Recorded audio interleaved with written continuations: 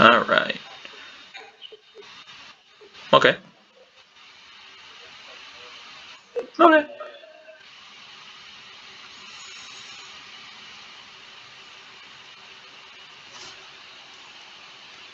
Alright. Do.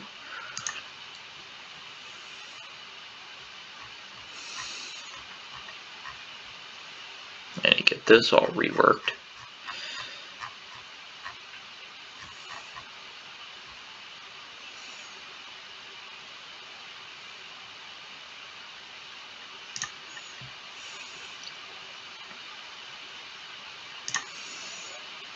Alright, welcome back.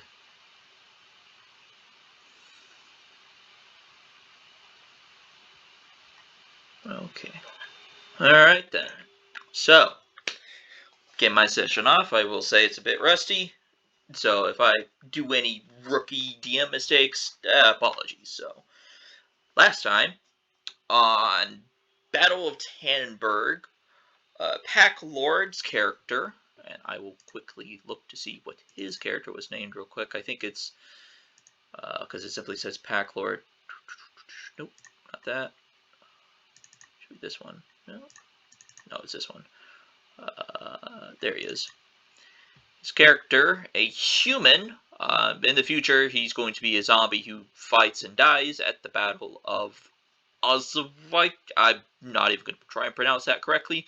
Every Russian can get mad at me. His character, Ivan, who would normally be an undead, managed to secure this little village on the outskirts of a town somewhere. I think it's going to be south of Königsberg, because ironically enough, the Battle of Tannenberg doesn't take place in the Tannenberg Forest. It actually takes place about Poland, just a little south of Königsberg. It's really weird. I don't remember the historical reasoning behind it, why they call it the Battle of Tannenberg instead of maybe the Battle of Königsberg. But yeah, definitely one of the more interesting battles. So his whole thing was, his mission was to take the windmill, the one in front of you, as well as any of the remnant areas around you, being that of, as well as two other objectives. One was a machine gun nest, a machine gun now currently owned by you all, and the other one being one of the nearby fortified buildings off to the left. It's currently got a squad inside of it. Um, yes, those are all Russians. They also have their own. This is going to be the new squad mechanic. So it's about 5, 6, or in one case 7 dudes inside of a bubble. They all have to be inside of it. So the new mechanic, just go over it, just to see if this works, as well as to let you know. That way we can find out if it does work or not. Probably won't, but we're going to do this anyway. See if it can. Basically, the squad is set up in a...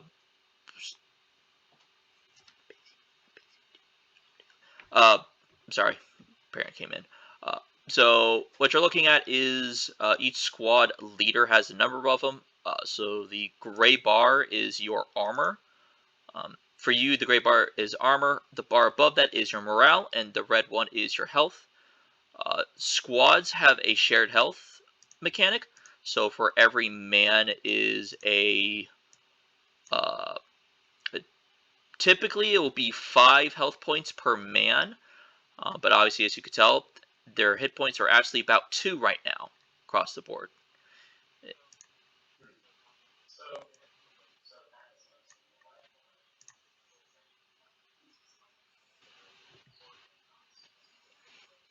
Kinda. Kinda. Go ahead.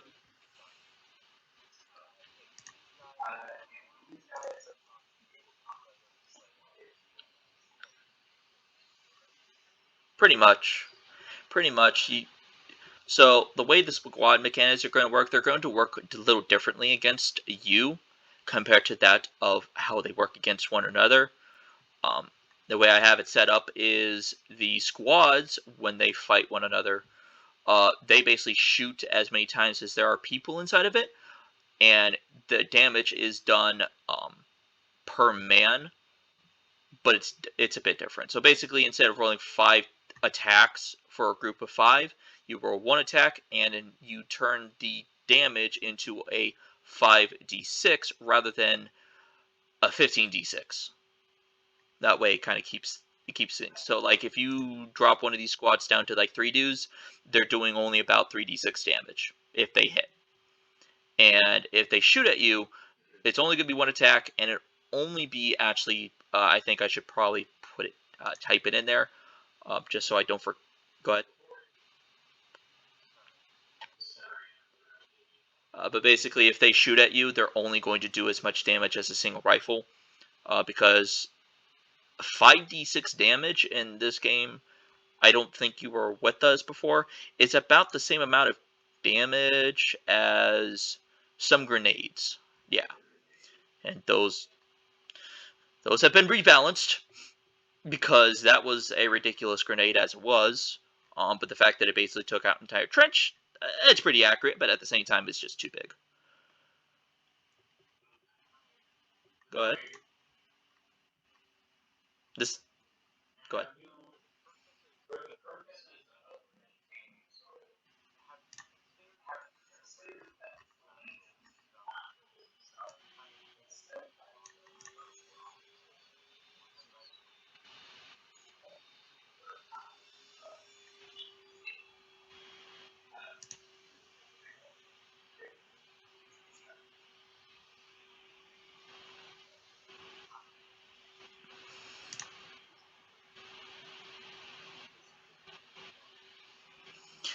I haven't. My. Go ahead. Go. I keep interrupting you.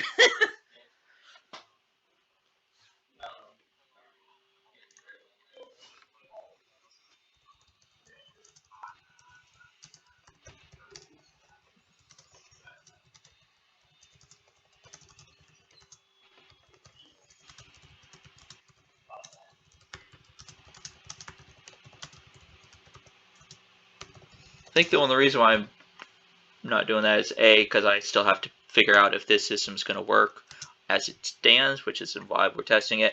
But also because I haven't actually dealt with the Pathfinder system, surprisingly. I've only dealt with 5e and Cyber. The Cyberpunk Red system, I think, is what this system's actually originally based on, as well as the Titanfall one and a few other ones. Um,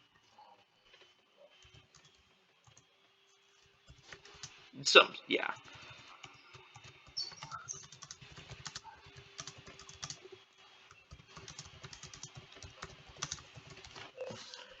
Yep. But all right. So, let me actually try to see if I can pronounce this correctly and get every Ukrainian mad. M. Enverosi. Enverosi. That's what we're going to go with. So, you are arriving to the scene, I'll say like a couple of minutes just after basically the Russian Federation flag was planted at the top of the um, windmill. Uh, as you are approaching, you can see the destruction of one house. You can see there's bodies scattered around, both friend and foe. A couple shell craters, and as you do so, you do notice there is this dog folk man and this other Russian stormtrooper human currently walking by you, just kind of making their way to the back lines, most likely for R&R and other things of the matter. We're going to put them in the corner.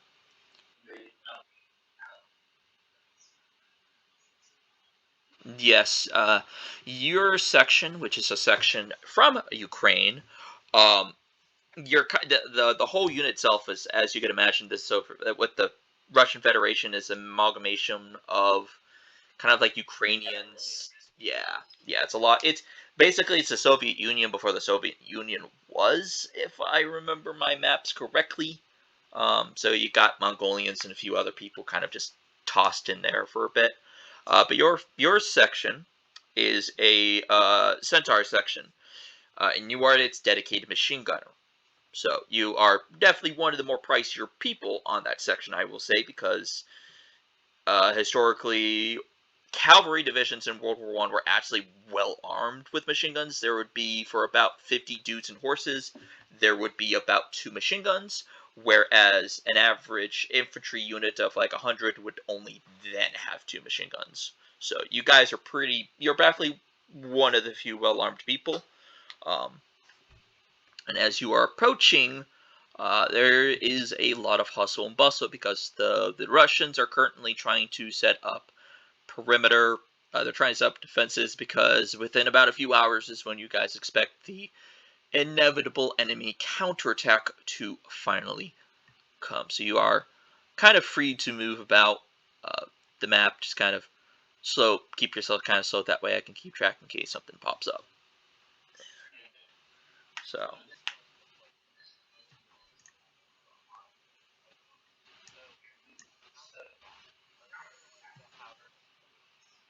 Absolutely, absolutely. Generally, the one thing you do know partially is that while Russian artillery is pretty limited, especially modern artillery, the Germans have basically modern artillery, and they have it in bulk because they were kind of prepared for this war a bit more than the Russians were. Um, in fact, your show shot that you're currently running with is one of the few weapons that kind of got brought into the Russian Federation before the war started from the French. There's a few other weapons like Thompson's. I imagine like maybe a few other weapons were also brought in as well.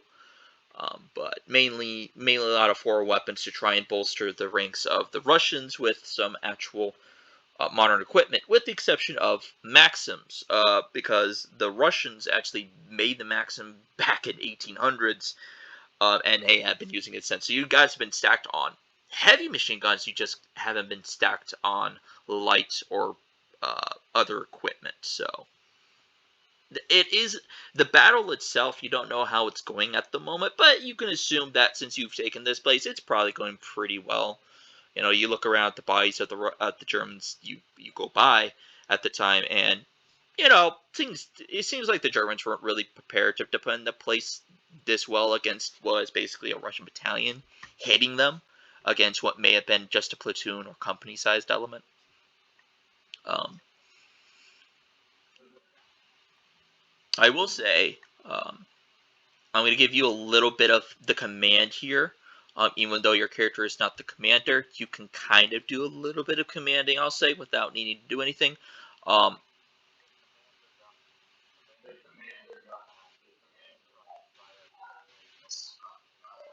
and that he wasn't even on the front lines in general. It's the Russian commanders. They're currently like, yeah, no, not that. Well, that's the Russian general and high command. Freaking jokes they are. No, your commander was actually back at the camp trying to deal with a few other things. But right now, what you do have access, and I'm going to bring it kind of on top of you, there is this beautiful German machine gun that was actually captured intact by your Russian compatriots. Yes, it was actually one of the objectives. So the fact that it was actually a secondary objective, but it was a held secondary objective. The basically for your info, pack focused on the windmill, and I basically was rolling between the NPCs on either side of the other objectives, and turns out that the Russians managed to actually get to it before it was destroyed or anything. Um, they actually killed both of the operators on it, and then the other guy that was just next to it fought off like a whole squad for about like 5 seconds before he went down. So you basically, what I can say right now is, uh, if you see a building or a place where you want to put it, let me know. Because this is going to be a bit of a defensive mission. You're preparing for the counterattack, so I'll let you say where you would want the machine gun set up, as well as if you want any trenches set up, because you got 6 squads here, plus yourself, all with entrenching tools. So it would not take too long to set up some form of defense. Mm-hmm.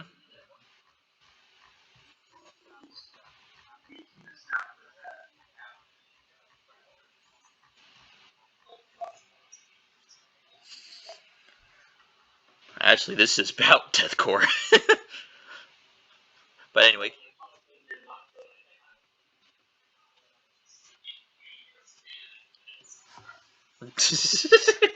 I don't know. You could try. I'll have to roll the dice to see how much you get done, but you could try. I'm not stopping you. But continue.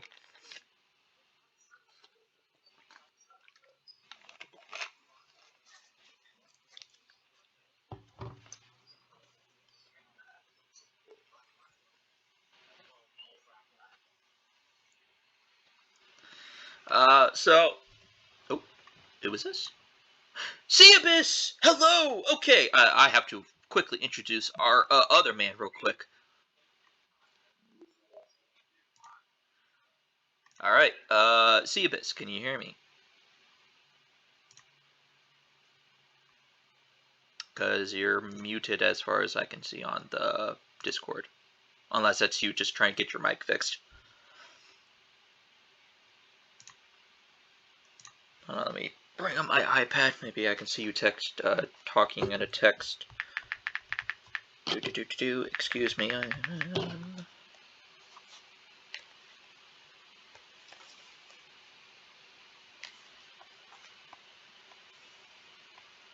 Okay.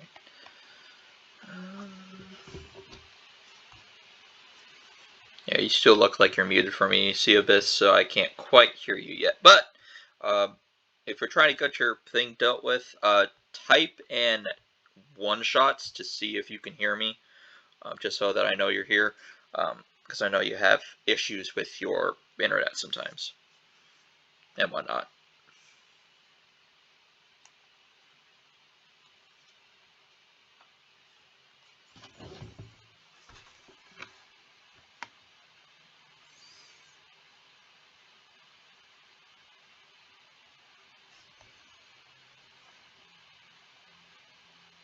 Okay, let me see.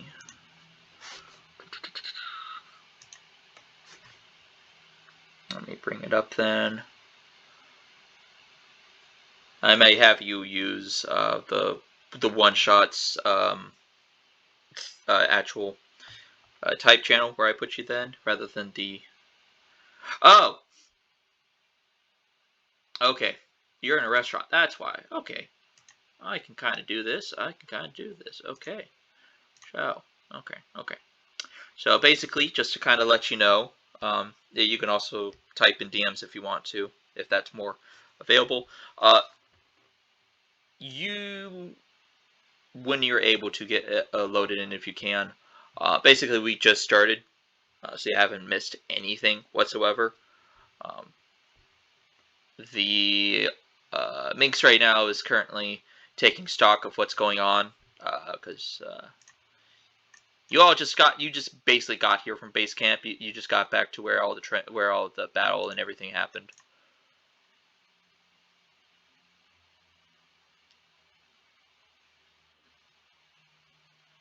Take your time. If I have to outbalance between the two things until you're able to get here, because I don't know how long you're going to be at the restaurant, but the fact that you're here is awesome. I'll just basically ask what you want to do right now. I'll put you right next to Minx, but let me kind of tell you what you've been up to, Mr. Gosh, now I have to actually pronounce this. Oh no, this is easy. Marauder, shift scales. Which one do you prefer to get talk? Does your character prefer to be called?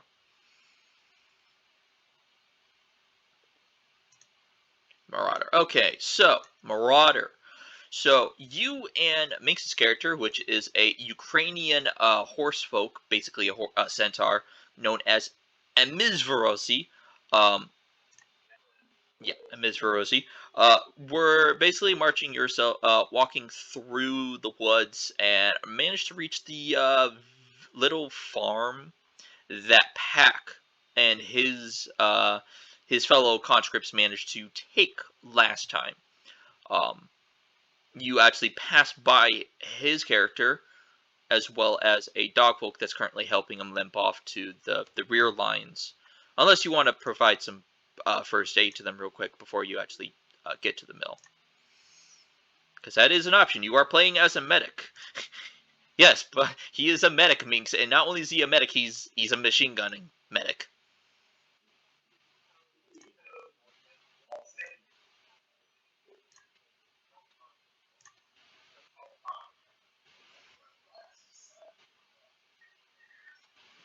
Yeah, and you also have plenty of NPCs between you and the enemy. For the moment. Until someone drops a thing. Alright, so, Sea Abyss. I'm going to quickly, because you're away, with your permission, I would like to roll for you for first aid as well as a few other things, if you would be okay with that.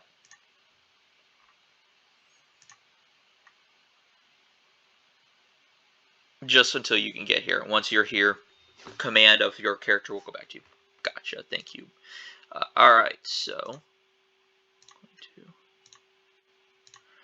Let us see. I think that's it.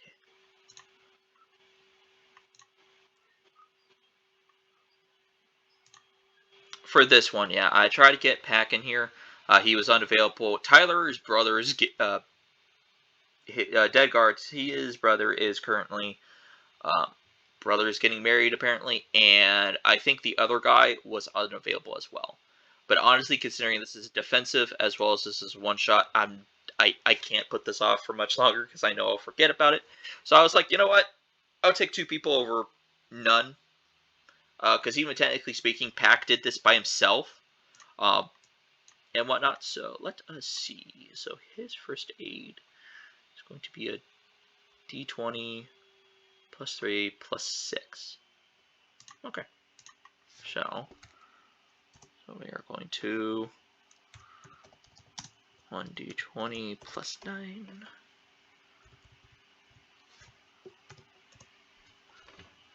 Ooh. Oh yeah. So let us see. Sea Abyss. You should have a... Did I not give you one? I'm very annoyed at myself. Oh, I must not have had it done yet. Hold on. Where is it? Miscellaneous. It's gonna be under miscellaneous, isn't it? Yeah, it is. So cool. Marauder, you managed to actually. So Pack was at more or less 11 hit points with no armor because his armor's just gone. It's shredded. But now you've actually managed to give him 20 hit points back. Nice. I'll have to quickly add this to his thing because apparently I forgot to give our buddy here a medical kit. Well, that was dumb of me. Shame on me. Shame, shame, shame. Cool. So we are now at 9 out of 10 uses. Yes, medical supplies will run low. But anyway, you Marauder and Az, we'll just call you Az for now because if I pronounce it any longer, I'm going to hurt myself. Like, give myself a hernia probably. You guys managed to get yourself up to the windmill, and you guys are currently taking stock of the situation because you have a lot of Russian soldiers around you, and not a lot is being done. So I am basically handing it off to you to see what you guys as players want to defend.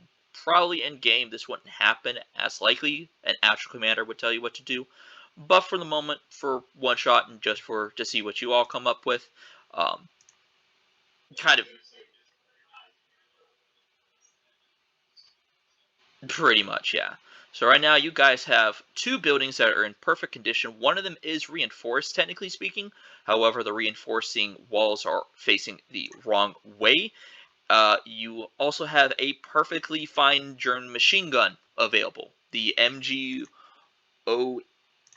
is, I think, is what they actually have for the character thing. Let me check. Hold on. Wait. No.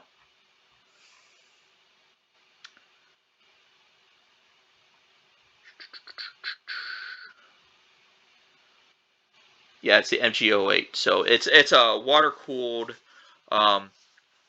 German machine gun.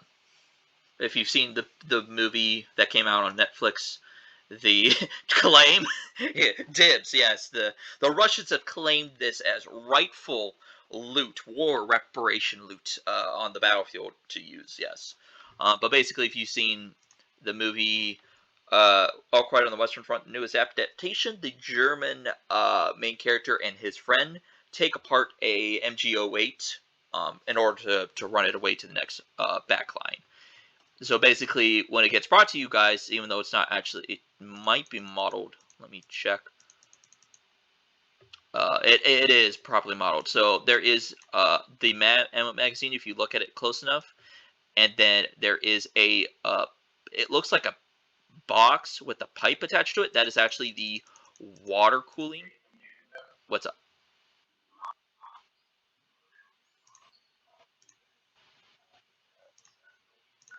Move this along. Yeah, yeah. So anyway, you guys have to feel. Where do you want to put the machine gun? Where do you want to put some maybe trenches?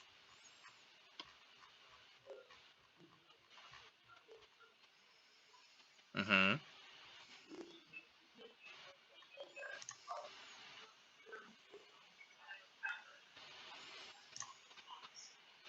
Mm-hmm.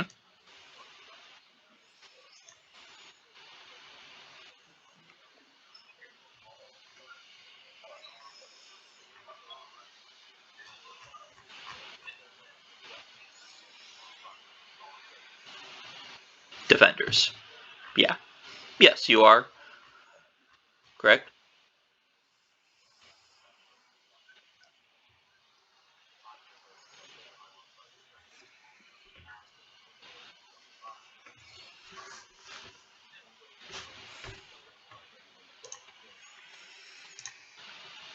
So basically, just wait inside of defensive positions, wait for their artillery bombardment to come by, and then hit them when they're coming through.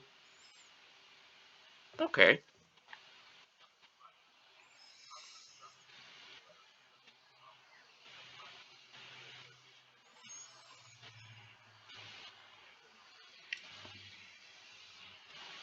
You don't even have to roll. These are civilian-based farms. Heck, the windmill, all of it's kind of made of wood, wood, stone, tile roof. Heck, the one house that's destroyed actually got destroyed because of a direct hit from a artillery shell to it. So they really can't stand up to much of anything. Um, the trenches that were made just south of you, just towards the bottom, kind of can hold up to a bombardment. But if they take a direct hit, it's probably going to ruin the whole trench system, or at least that part of it. So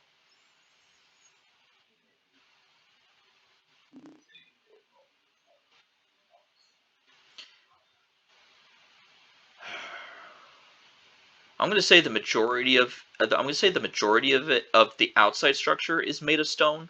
Obviously, like the top of it and like the actual parts that have to move is most likely made of wood. But like everything that is like the tower of it most likely is made of stone. Presumably, just to make sure that it can stand the weight of time. Because this has probably been around for like ages.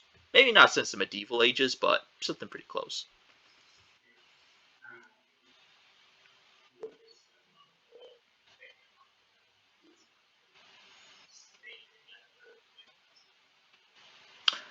If it took a direct hit from an artillery shell, that shell is going to smash it down, and it's going to be a bad time for whoever's in it.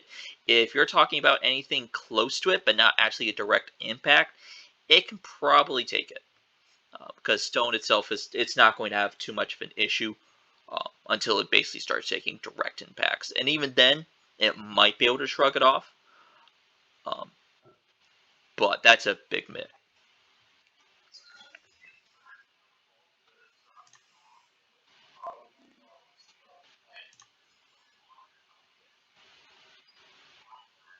Hmm. Yep.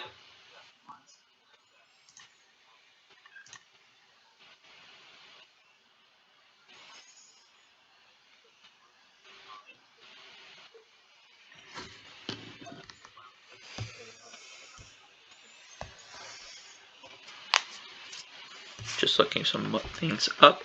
That sounds pretty good. Abyss, what do you say to this? What's your take on this? Obviously, you can't see the map, but basically, it's a windmill on a hill. You have a German machine gun that you stole, fully operational, fully with ammo. We're not gonna make you worry about the ammo. You have two other buildings that are in full good use, and you have about 6 squads worth of dudes just sitting around. Technically, there is a third building that you can use. It was hit by an artillery shell. It is unknown if it will work quite for what you need.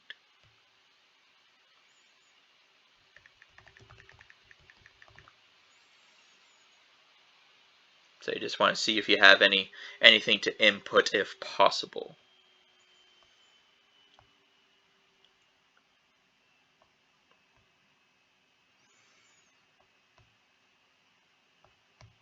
Okay, that worked. Okay.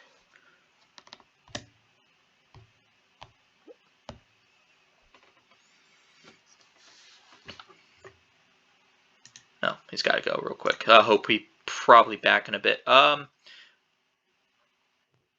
he'll be back.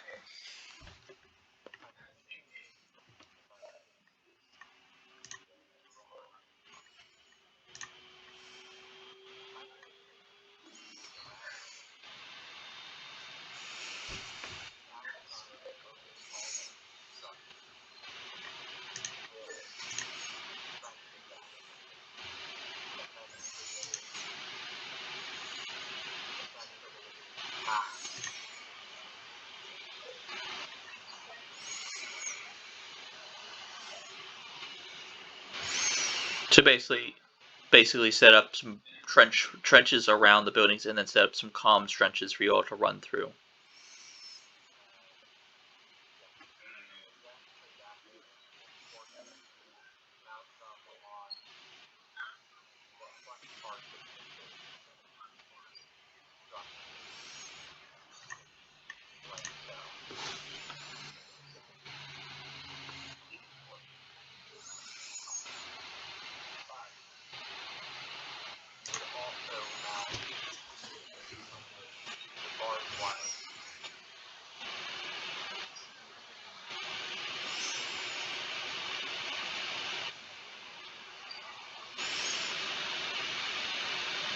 Okay.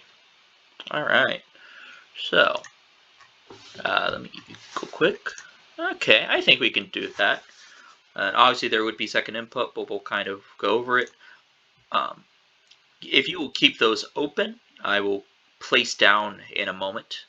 So typically, if you were by yourself, this would, on average, I'll just to let you know, it does take a few hours on average by yourself to make any sort of the buildable cover that you can do in the game right now.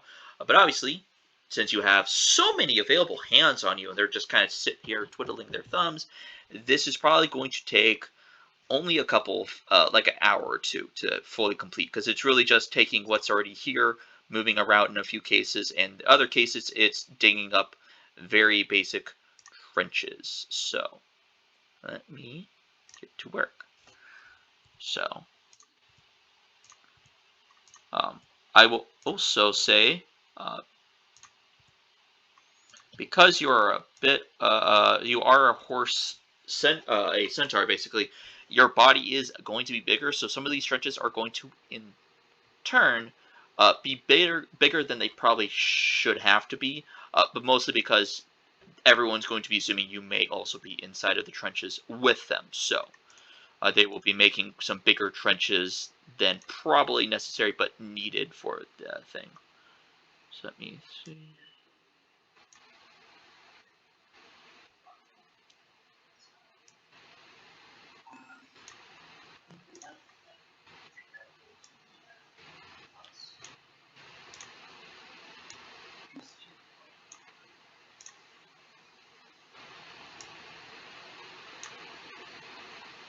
Okay.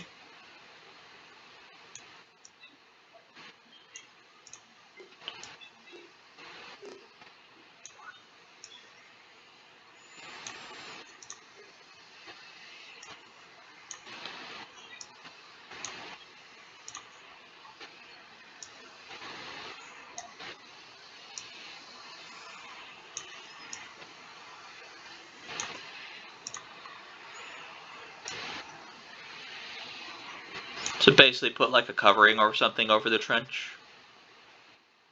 Okay, I think that can work. And since it makes sense.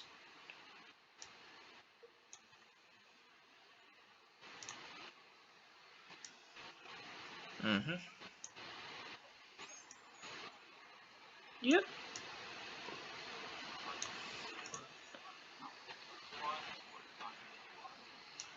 Less a sign that you're more or less putting to work at the moment.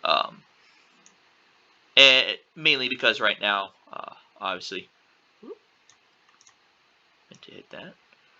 Uh, Something needs to be done. You know, the Germans could counterattack at literally any moment, and everyone's just kind of got an idea. Uh huh.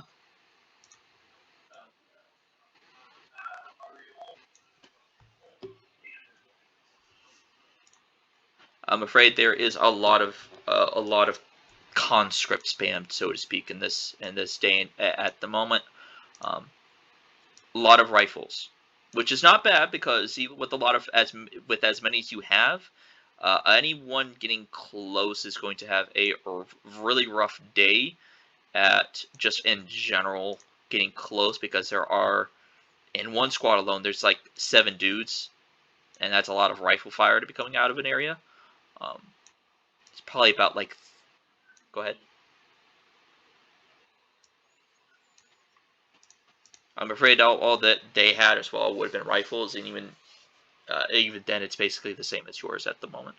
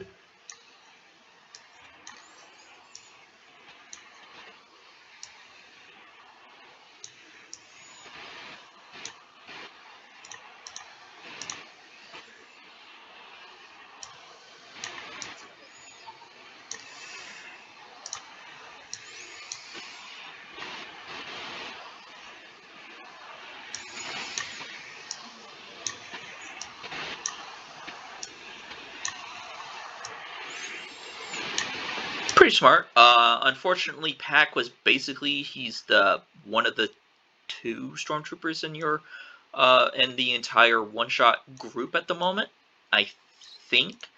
But his whole he actually had the SMG. Unfortunately, he actually has to.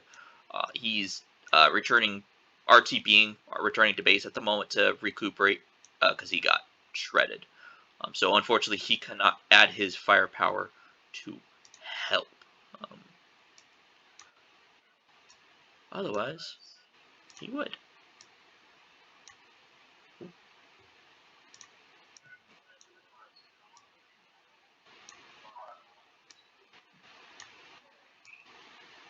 Well, it'll definitely slow down anyone coming through. Also, there is this in the way. Why? Oh, you're just extra. Okay, perfect. I can get rid of you. Um, so, just gonna.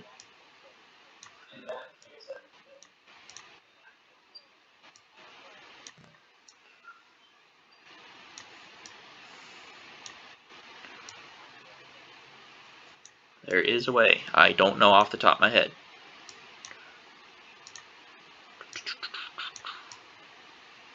Oh,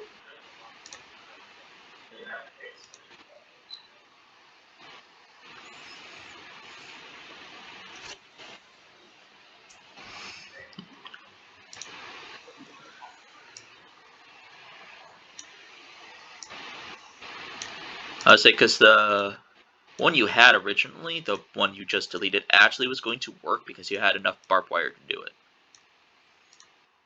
So, if you want to, it can stay that way. Otherwise, we can move to the other line or somewhere else. Oh, okay. Yep. And if you want to, you can delete the orange lines because those sections are done. It is now going to be the trenches. Okay. Okay. So this is the fun part, setting up trench. Good job. Anyway, oh, I forgot there's stuff around the actual. Yeah, it's fine. It's fine. Here, if I was a genius, no, I'm not. I'm anything but a genius.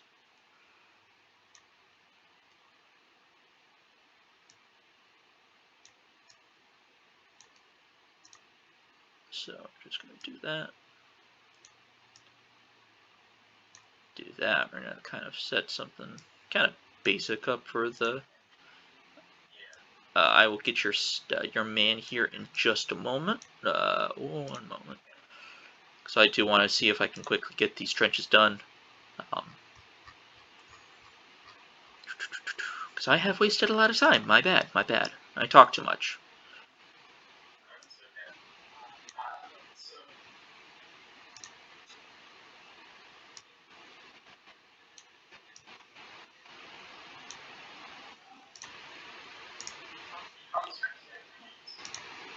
No, that is actually specifically handed off to more or less.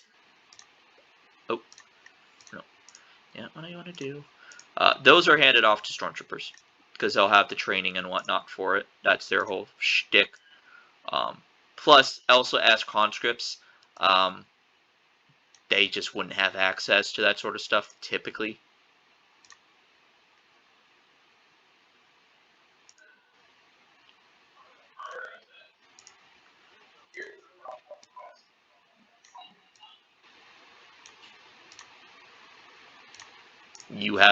I have an answer.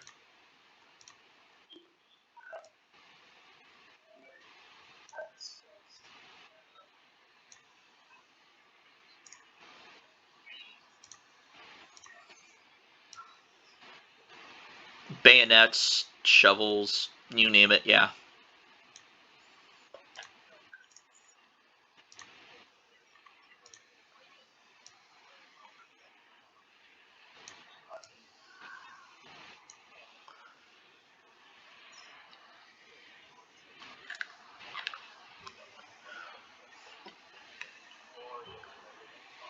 Oh no. Well, there goes that conscript scroff. Well, bye-bye, Jimmy.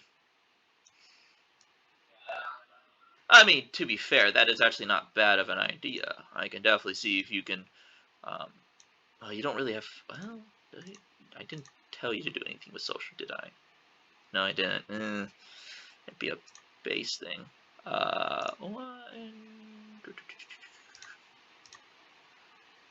to set this up. Gosh, I wish I had an actual tabletop to do this on. This would be 10 times easier. Just plop a bunch of crap down. Ta-da! I say as I know willingly that I set this misery up for myself. Aha! That was almost perfect. What?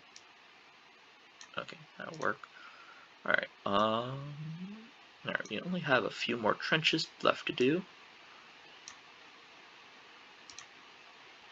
These trenches, as you could tell, were meant to be much bigger. But we're having to do this kind of this way to make things work a tad bit. So,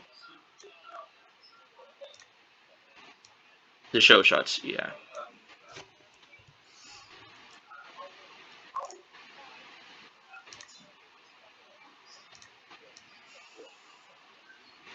Do you need to set up basically the bipod that's attached to it? No. So show shots technically can be shot standing up without it. Soldiers would probably, somewhat realistically, be holding on to the very same bipod that's attached to it automatically to use as a form of holding it. So you can do that. I'm not stopping you because that's pretty in line with probably what they did. Because you got to remember, the show shot is one of the few LMGs out there that was actually light enough to do this with. Its only issue was everything about it. All right. So,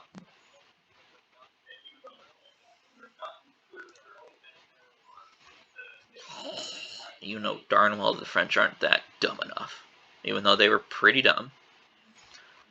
I will trash talk the French. I will absolutely. If go ahead.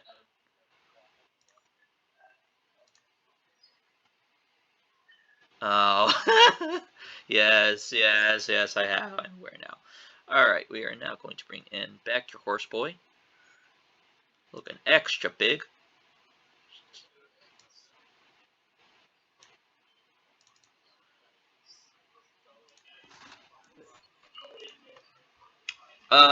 You mean like a part of it that is serrated?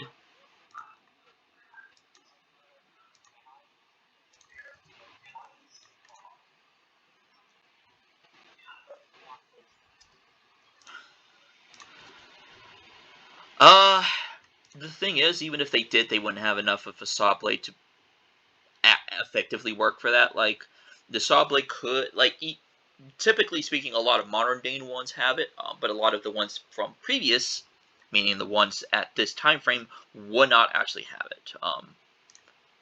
Even if they did, they probably wouldn't work very well as. Um, okay, say, I know, so close. Limitations of the Warframe, I'm afraid.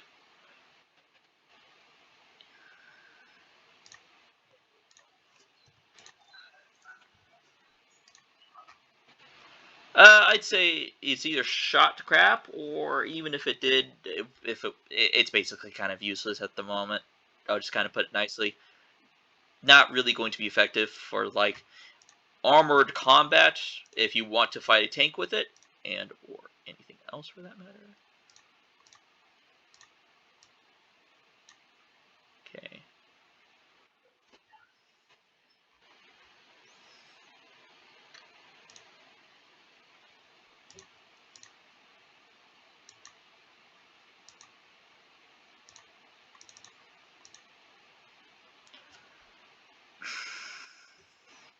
No, I am. I'm thinking. Probably have a.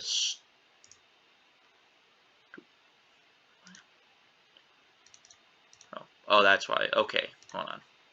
I forgot. I'm on a different uh, layer for your character. So, give me a moment. Grab them again. Because I was like, why can't I do anything with them? Well, that's because you're on the wrong layer, dingbat. Um, I'll say that his thing wouldn't be. It wouldn't be busted. At least not like critically busted. Um,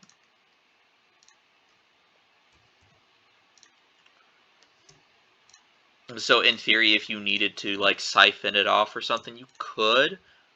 What for? I am a little bit concerned to ask, but I, as the DM, have to ask.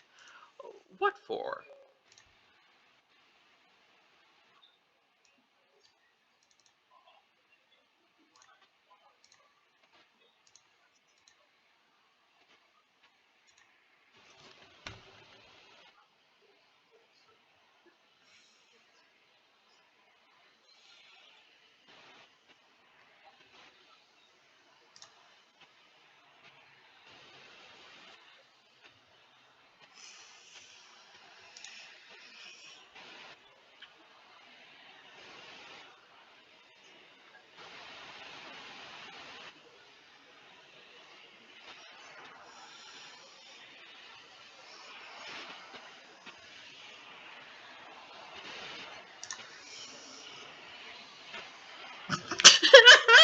So crap. So crap.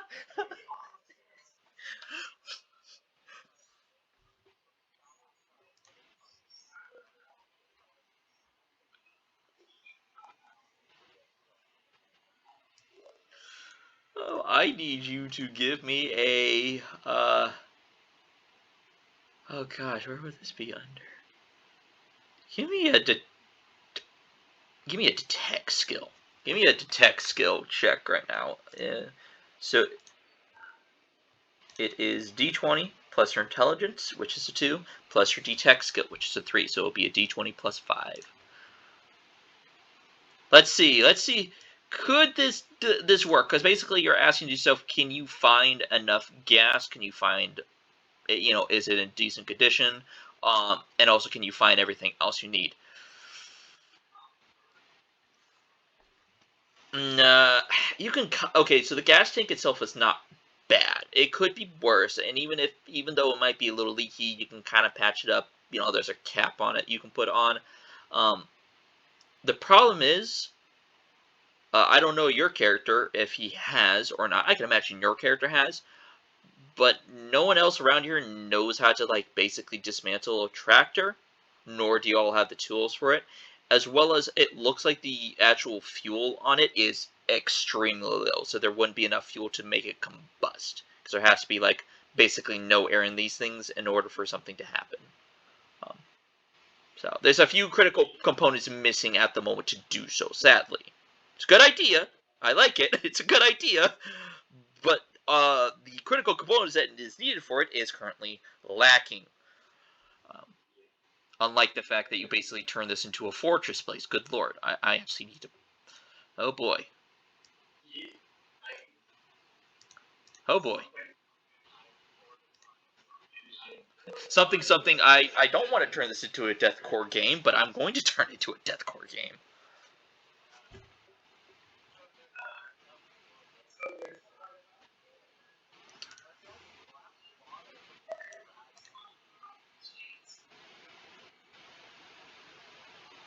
Give me another one. Yes, because this is basically you're going through the houses and everything, while everyone is currently. That's not bad though. That's actually pretty good. I saw an 8 for a moment. I was like, dude, that's rough.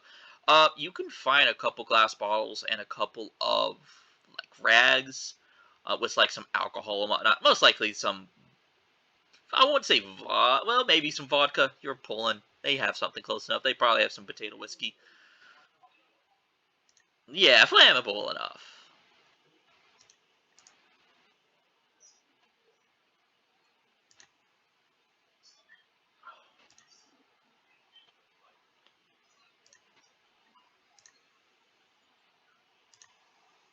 Yeah, there is no Molotov person yet. Quite yet. Just adding.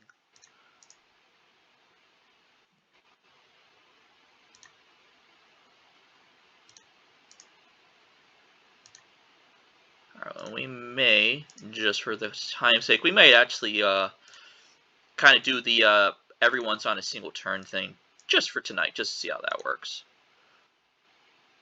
So why the fudge am I doing that then? I'm an idiot. Remove all the turns, yes. Obviously,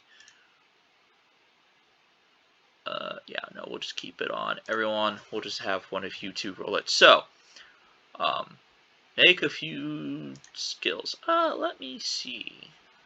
What does all the riflemen have? Probably not enough. Yeah, they'd have to be doing that. We'll just roll a d20. We'll just roll a d20.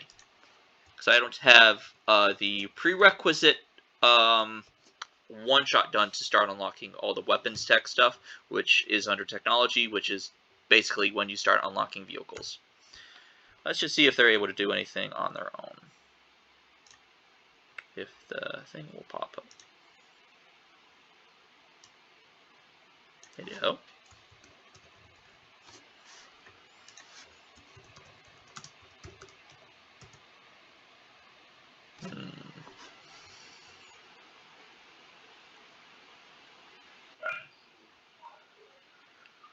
Yeah, I might have to. It doesn't. And if it doesn't, there it goes. Ugh. Um, kind of. A few of them kind of do it, but a lot of them that you're trying to do are kind of just uh they don't look like they understand what the heck you're asking them to do. They look like they are the cream of the crop of the Russian space program right now in Ukraine, which is another way of saying they look dumber than they should.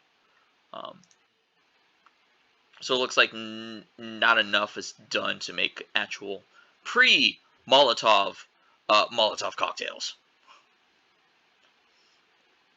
All right. Yeah, sorry about that. But you have defenses. You have extensive trenches and defenses, and you still have 6 squads of, I'll say, let me actually get a rough number, 6, 12, 18, 23. I didn't even see him. That is 36. There's about 39 of you. There's almost 40 people on this map, just for the Russians alone. So.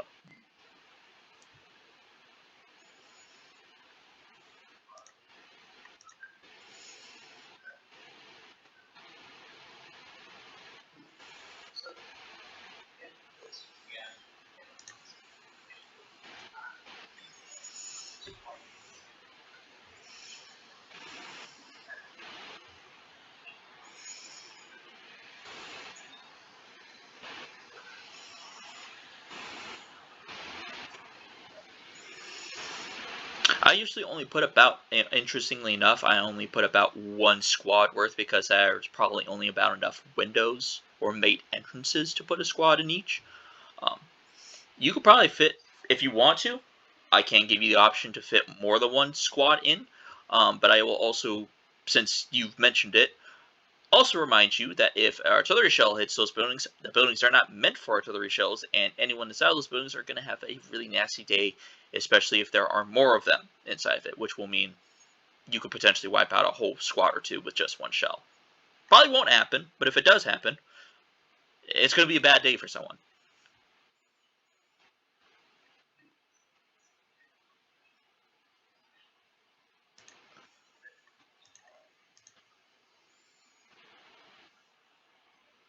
As well as any buildings around, yeah. Because technically, even though it is destroyed, the rubble building to your right is technically still available. It's just not going to provide a lot of cover from the rear, and it's obviously there's only so much it's going to do. But it can, technically speaking, provide a little bit of cover. Especially if you play anything like Battlefield 1. Oh, you have a ruined church? That's fine. We'll fight over that.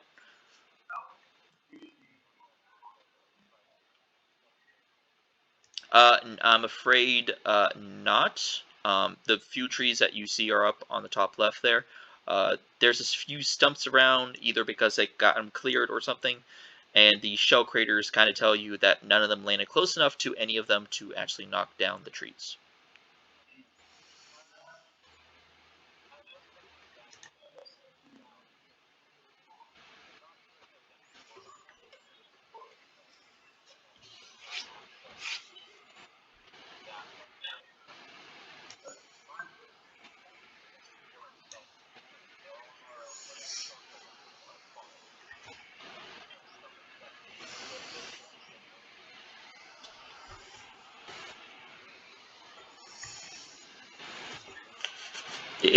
Yeah, that problem. Yeah.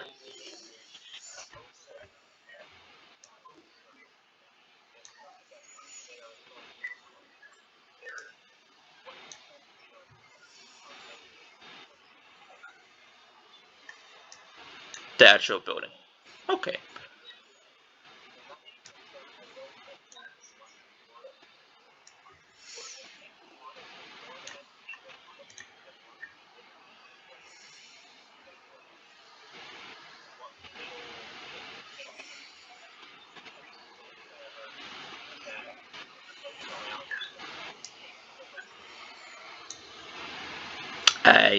I hate to break it to you, but we don't have the engineer cores with us quite yet.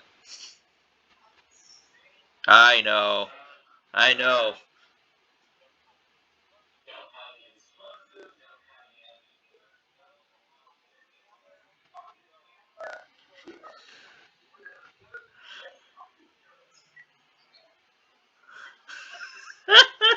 Yes. If you want, also that's not me trying to dissuade you from saying that engineer core couldn't be available.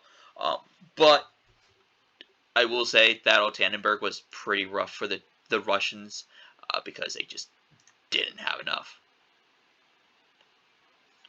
But anyway, other than that, is there anything else you want to maybe say, try, or do?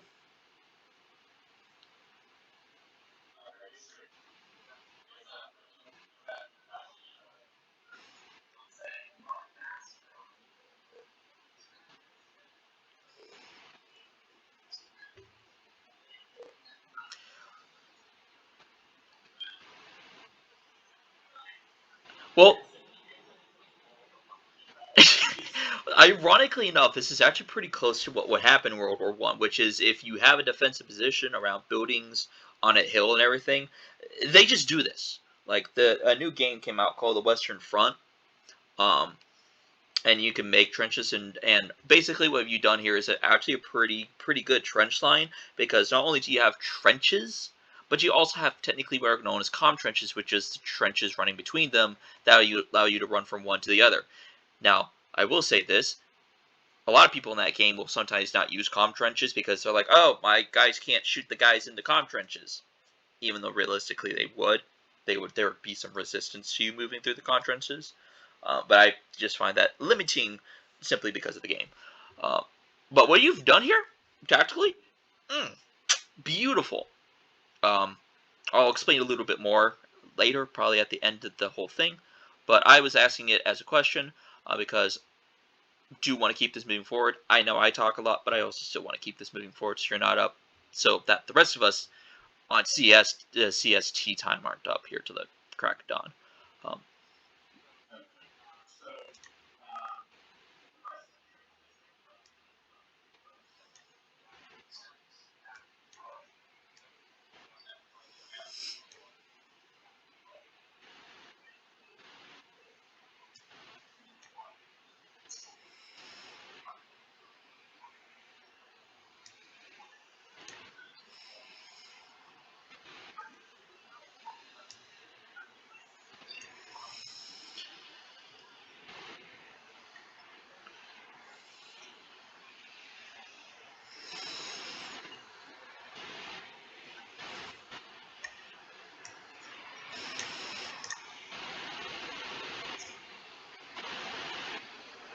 I will say, remember, they did make the trenches a bit bigger for you because if you remember, this is Fantasy World War One. To give you a rundown, races like you are seen kind of throughout the various different races, and in Russia especially.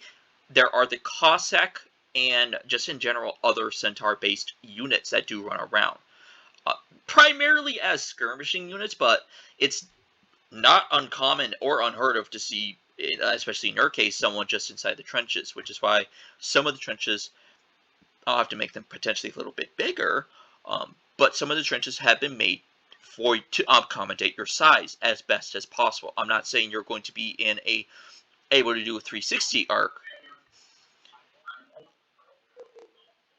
Yeah, you'll. I'm not saying you can't do that. I will just remind you because I did say that they would do that. Some of these trenches have been made to your size to the best ability. I may have to resize it, or we may have to play funky with the trenches, or more or less be like, hey, my character doesn't perfectly fit into it, and I'll just go, it just fits. But yeah.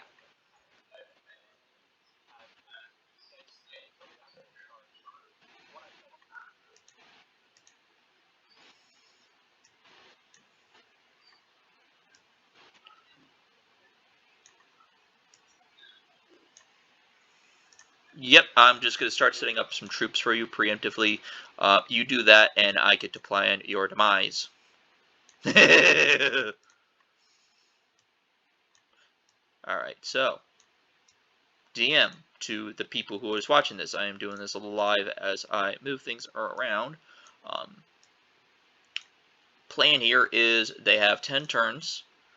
Their primary objective is the windmill, two secondary objectives, which is going to be the machine gun nest and the windmill, which is going to be rough if the Germans get close, and the other one is just going to be a building. 10 turns, all they have to do.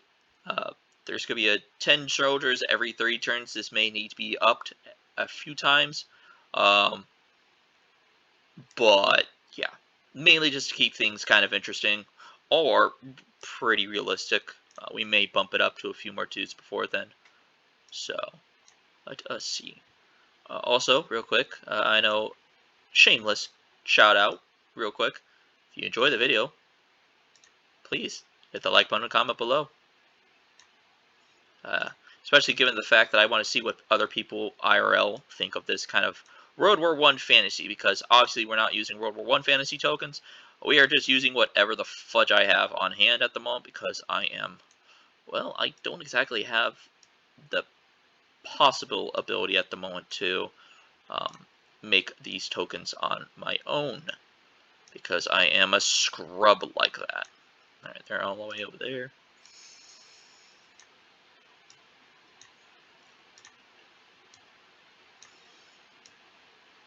Obviously, if you see that pop up, that's just simply because if you double click, the game, does that. And my mouse is a little bit tad broken. We'll put these guys in here because, realistically speaking, they're going to put themselves into the most nearest available cover. Even if it's not amazing cover, it's still cover to them.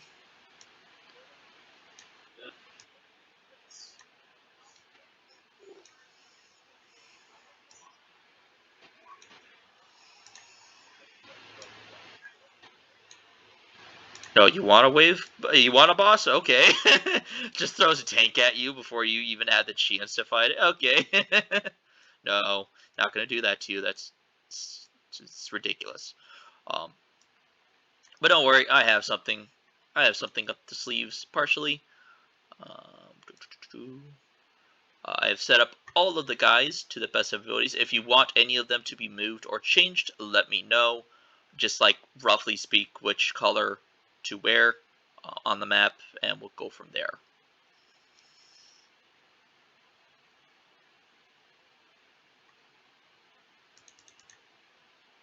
Oh yeah, that was that guy that was almost broken.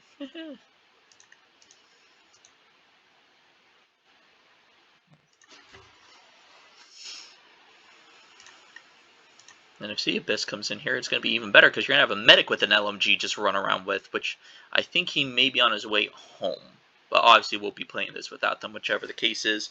And if that's the case, he's not able to make it today, I'm going to make it up to him later. We'll do potentially the last part of this one shot with just him. And he will be part of the last one unless you're available.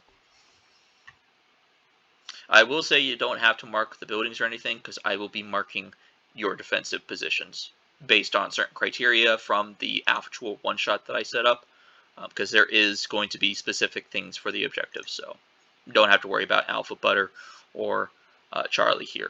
Not today.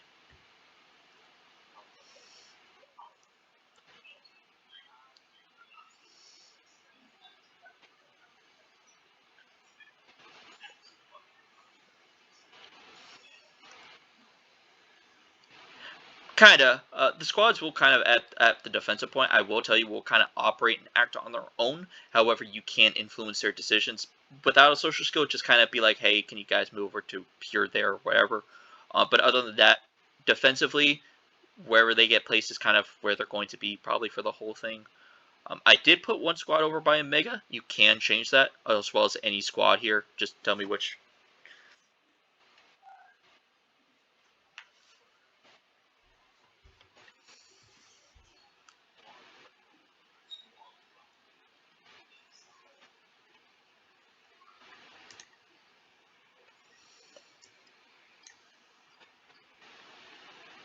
Because of all the reinforcement.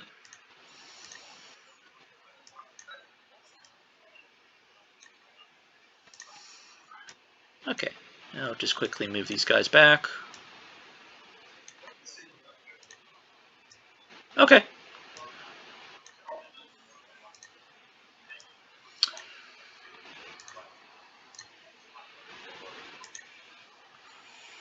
They'd have to run quite a way to get to it, though, potentially. So, I will say, since you want to move them, where do you ping on the map? Where do you want them specifically set up? I have a place where I would set them up, but that's just me. So I want to see what you do.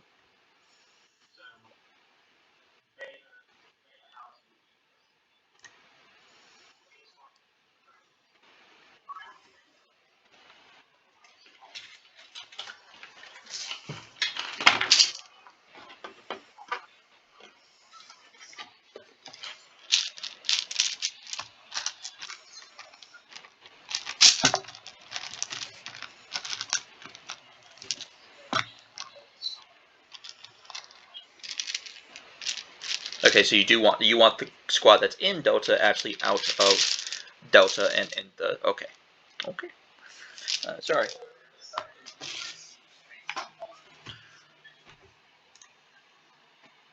Okay, so we're just gonna put them over here.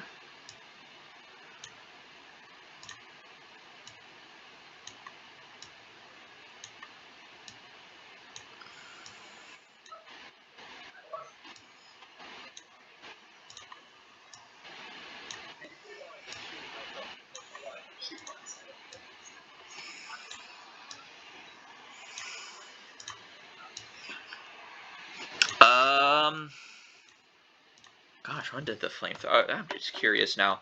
I am just gonna look this up, but I'm not gonna say it out loud. What the answer is? I'm just gonna look at it. You're going to hear the reaction, and then I'm gonna let you just find out your own.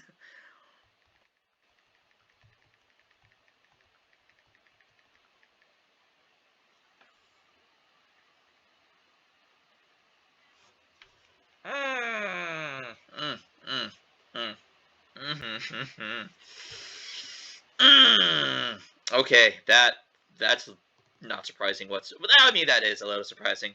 I'm not gonna. I want to tell you later if you remind me. But that answer alone is terrifying. But it also does make sense for some of the games I've seen for World War One. So, we'll see. We'll see. Anyway, this is the final setup. Do you as you like when it comes to dudes? Because once we do, it is most likely, aka very much likely, the beginning of the battle. And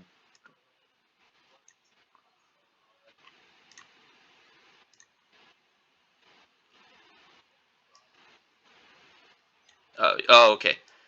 That no, I heard it was like the one place you were okay with them being in, and that is my bad.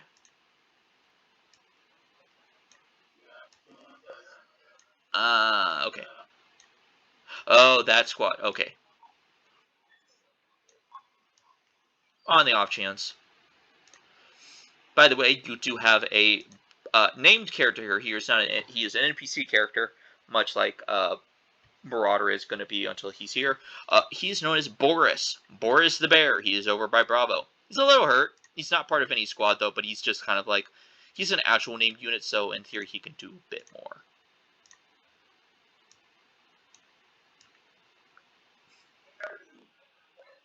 Yeah. No, he's got himself... he's a bear folk with a rifle. Oh, and he had the potato whiskey of the group. He is loved by the group for many reasons. Alright, well, if that is the case, we will begin with... Yep. And... Actually, they aren't needed. So, what we are going to do... Okay. So, because we're going off initiative, I want you to roll your initiative. That will be for you and your entire group, and I will be rolling for the Germans. So your initiative should be towards the top. It is a 1d20 plus 3.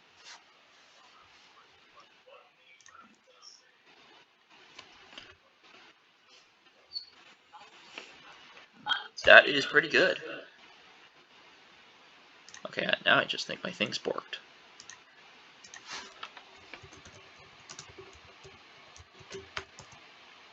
It's just borked. Good to know. So we're just going to do the 1d20. Yeah, you're not... No, there's no way. No, absolutely no way. Because their initiative is very much the same as yours. Except for... Apparently I can't do... Why would it not?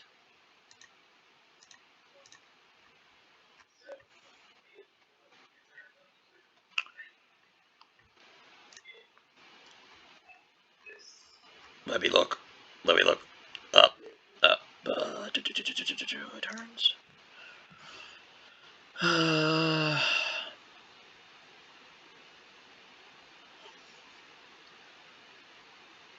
There isn't. I don't actually have it. Apparently, I need a.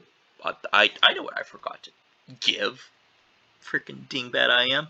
There is currently no brace mechanic at the moment, or any brace action. I actually need to make a list of the type of actions one person can do, but apparently I have forgotten to do that before this because lazy, I guess. I will say that if you want to say your character's doing it, I don't want to give it anything specific because, especially if it is an artillery bombardment about to hit you, bracing can only help you so much against an artillery bombardment that's hitting around you. But that is less of a you thing, and that is more of a I thought of it, I just have not implemented it, so it is going to be duly noted for the future. Not ignored. That's also why we're recording, because this will allow me, hopefully, to be like, hey man, do you remember you're recording? And I can go, what about it? And you could go, I remember this one thing I talked about. Did you do it? And I'll go, did I do it? Let's just open the recording. Oh, wait, I did. Oh, crap. Situation.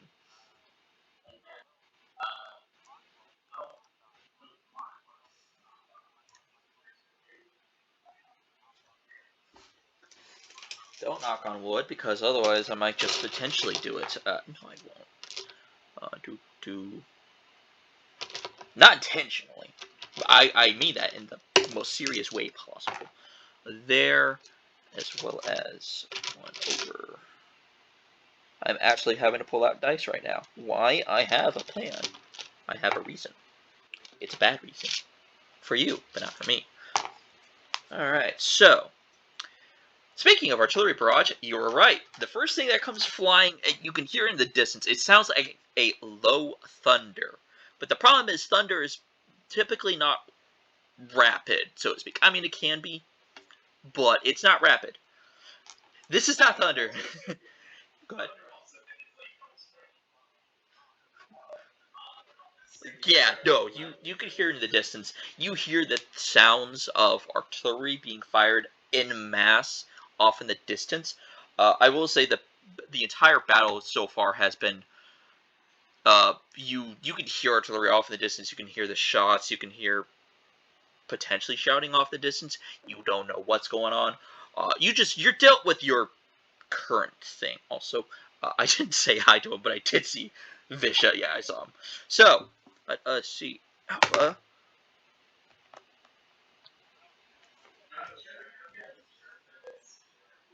Absolutely not. You're gonna need to actually be if your character's inebriated, fine enough. Play the character. If he is not, though, I wouldn't do it. All right, so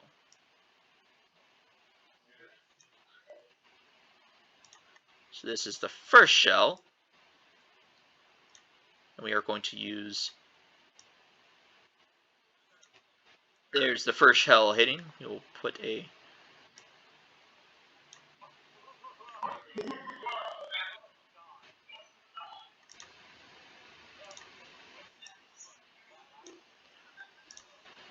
Yep, there's the first guy. So there's the first one. I'll put the shell underneath it in a moment. I'm just trying to make sure it is.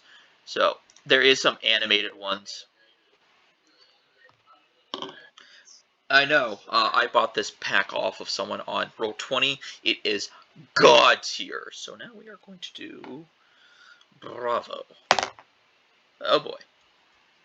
So I won't say that is, mainly because that would be mean, but I would definitely do it. Just definitely get. Oh, no. So put it right there.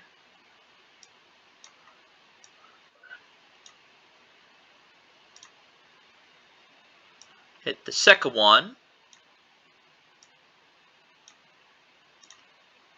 There we are. And again, I'm just putting them off to the side for the shell craters because it doesn't really level very well when you do this. Also because I'm trying to make sure. I could probably do that better. Anyway, let's see. This one. Ooh, yeah, no. And I'm just kind of randomly placing this based upon where the actual thing happens.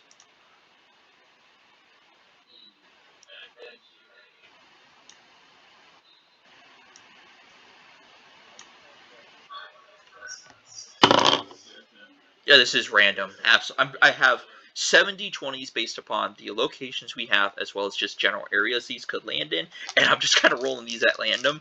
I have a number in my head that if it lands on this one, oh boy, it's coming in. But other than that, I'm just kind of randomly putting it around. There will be a actual one later, um, but for now, this is just kind of something a little quick, fast, easy. Put some tension. Oh no. Oh boy. Which one was this one again? Oh, that was this one, wasn't it? Oh. Oh boy. Well, well, you were right.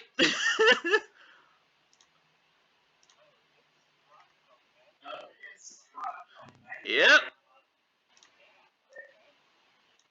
Yep. Yep. There was a Mega. If it wasn't destroyed before, it was definitely destroyed now. I am not even going to put a crater over it because it just destroys more of the town, more of the place. So now we have three more. Ein, zwei, and so 1, 2.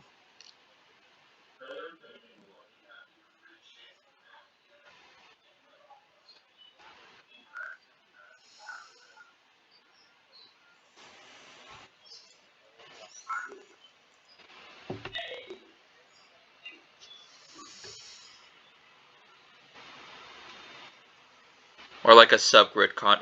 I'll think about it. I'll think about it. I do have a barrage system in place in this game for artillery. It is a little bit different though, and obviously I have to play around with actual artillery in the future. So, well, that didn't do nothing. Didn't do much.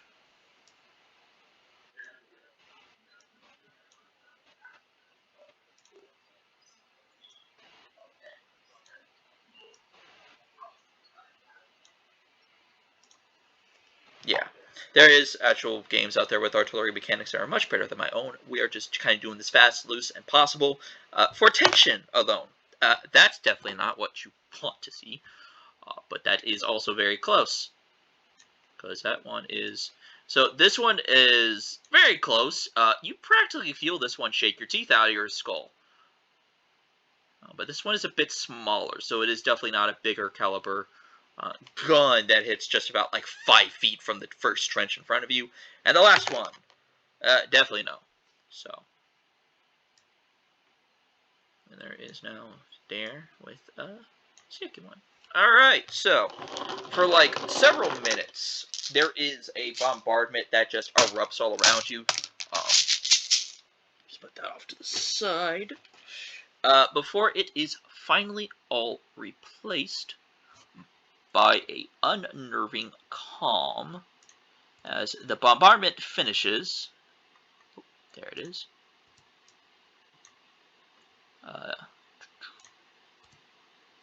There you are.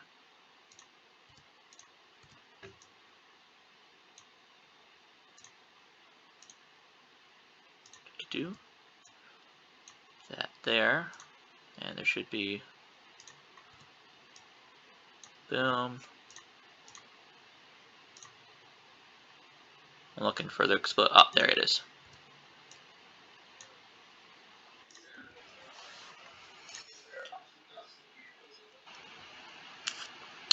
There's kind of a bit of dust, debris, and whatnot in the air. However, it is not enough to create a true like obscurance of your view. Um, Thankfully, if this was gunpowder age, yeah, 100% you would basically have a fog cloud in front of you. But there is none here.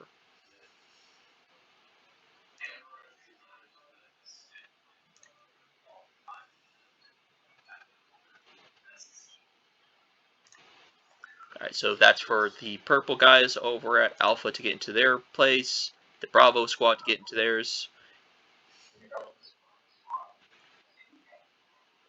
Okay.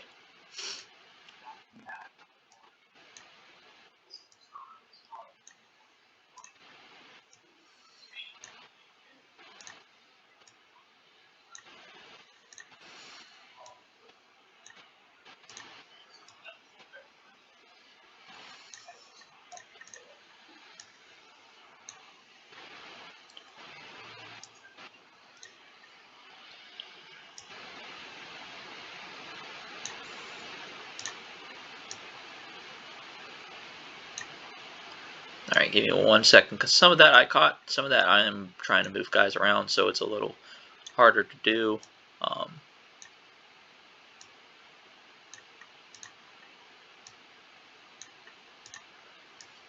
But the good news is no one got hit by the artillery. They almost did, but they were swiftly moved out. Darn it, I almost wiped the whole squad out. What a shame.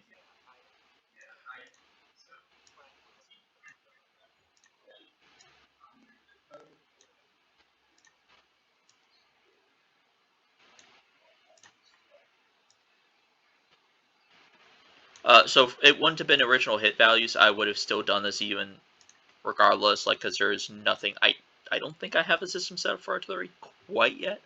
But basically, one was going for Alpha, one was for Bravo, one was for Delta, one was for Omega, and the other three were just were barbed wire, the line that's in the longest line of the barbed wire, as well as the purple and green squad. Kind of those areas were kind of where those shells were going to. 15 plus was needed for the shell to go on its way to actually hit the area. Out of all of them, only one rolled a 15 or higher. Everything else rolled. Yeah. So okay, real quick. The purple squad here, where were they going next?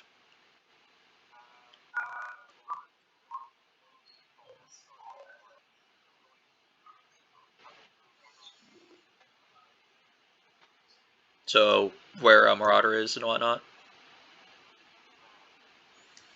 Cool. Cool. Just have to make sure. Because obviously you're not the commander, but everyone's kind of like, yeah, we'll go with it. You know, he looks a little more senior, or he just gets us moving. Green squad right behind you. Are they just shifting to the left, or?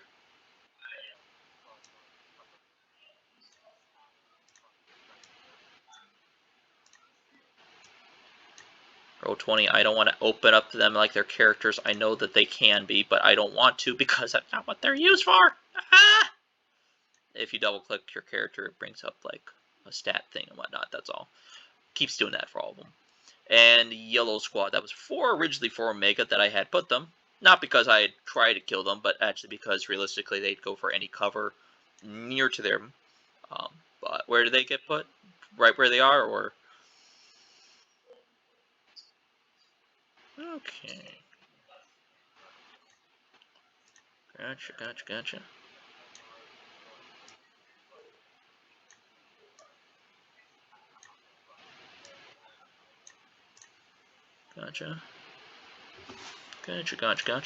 And obviously Marauder, he is going to sit right there with his LMG, and the fact that he's basically the epitome of the medic of the whole place.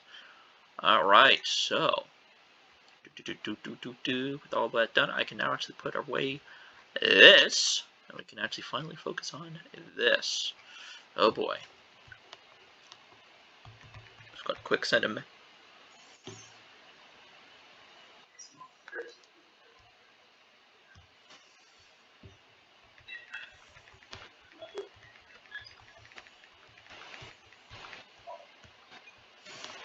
You want to put him in Bravo?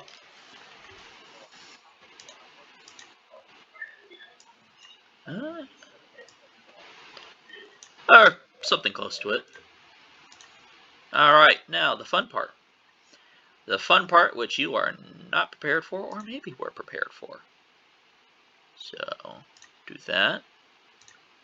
So, do this. Alright, so this is going to be your primary objective in blue. And here are your secondary objectives.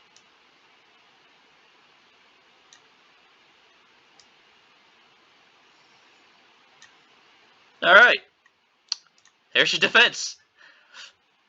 Keyword, just to let you know, your defense would have been the windmill as always a primary, with the secondaries going to be, one was going to either be a machine gun nest, if you had it available, or was just going to be 2 buildings. So, you better not lose Delta, because otherwise you're going to be screwed.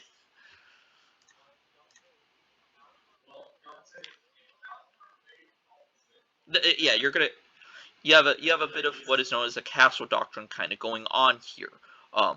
But I'm just saying, if you lose Delta, you're going to be losing not only your main objective, which is to defend the windmill, but you'll also be losing a secondary objective. Key word here.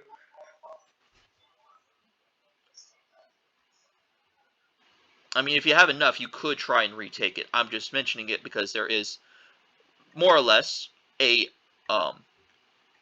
technically a defeat as well as a victory condition here. So centered around the objectives, but that can be dealt with later. Now that is done, we can finally move on to the best part of the game, which is actually playing it, hopefully. Let's see. Alright. We're just going to grab one dude. It's going to be pretty big. Yep, there he is. Oh, and before we do so, we're going to... Oh, wait, I also just realized.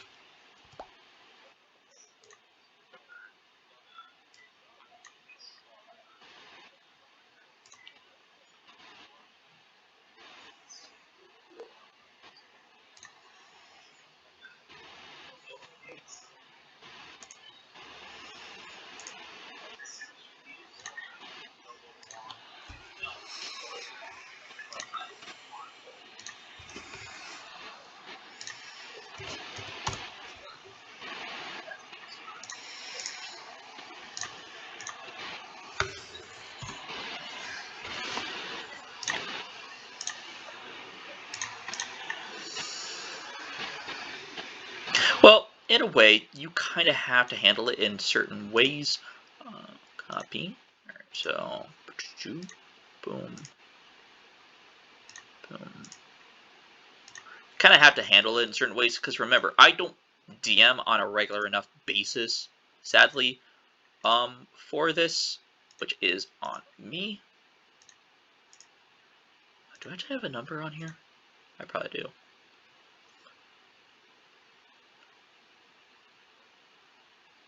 I don't actually have a number on here specific. Okay, that's perfect because I can do this then.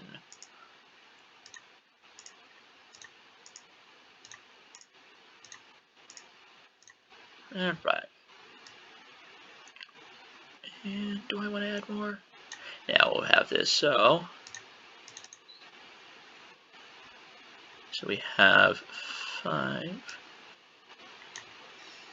so 10, and then we have 5, 5.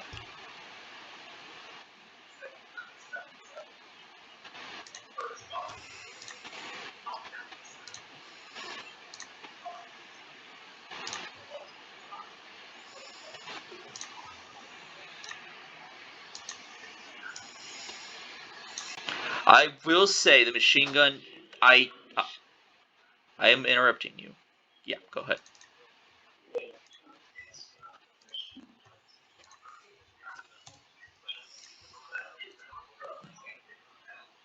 That is absolutely cursed. I love it. Anyway, I will say, I actually looked up a Polish windmill for the actual, to see what one would look like, because obviously that shows you a windmill. However, having been only in like a couple of windmills for games, I was kind of just curious in general, like, okay, what could there be like enough windows to do this? And I looking one up in Poland. Yes, there are.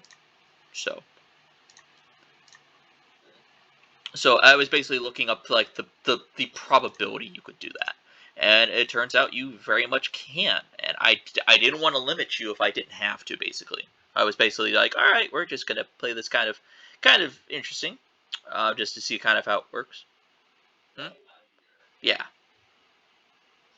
All right, and as the artillery barrage ends, you are getting into your uh, one of the fire, like probably a window inside here with all the Russians. It is hot, sweaty inside of this thing, and you are almost too big. You are, physically speaking, you are too big to. You are barely big enough to fit through the door. You actually physically have to do a weird kind of like giant maneuver where you have to hold on to the top of the thing, kind of like crawl through, and then actually extend yourself in. You're barely small enough to fit inside of this building.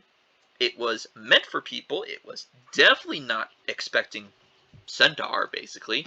But as you set up at a window, and I can imagine for you to crouch, it's basically the horse thing where they fold all their legs down. That the horse kind of like just they don't lay down, but they kind of do that thing. That's your basic crouching, and as you do, here they come. It's the Krauts. They're coming in. It is 3 squads of 5, so 15 men in total at the moment. So, and because you do have initiative, it is going to be your team's turn. So, Minx, what are you going to do?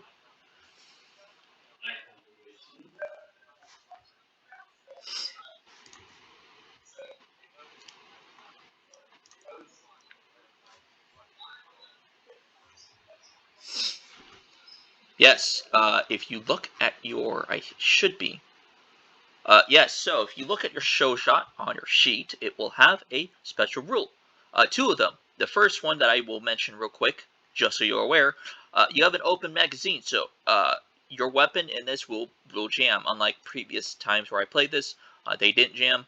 But because I was wanting to play with the system, and we are going to, you have a potential to roll a jam on your gun.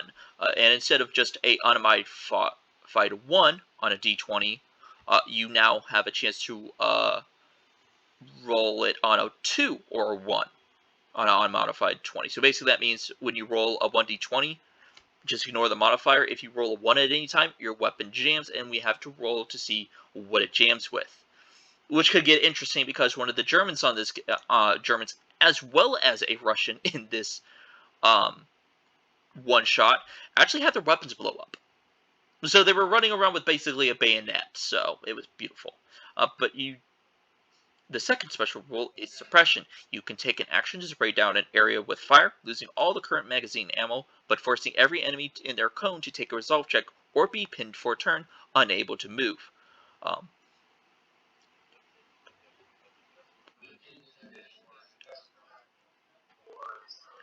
It mainly prevents movement. Basically, your suppression for a turn and you also have to spend the ammo for it. Don't worry about the ammo right now. But basically, it just suppresses them for movement because they can shoot, they can shout, they can do all that. They just physically can't move from their position without risking getting freaking domed, most likely by a wall of lead. Um, there is a chance that they could ignore it. They could be brave, stout lads and just basically go, whatever. But there is also a good chance that they're going to just basically break. And because they share this is because it's a squad instead of a single person.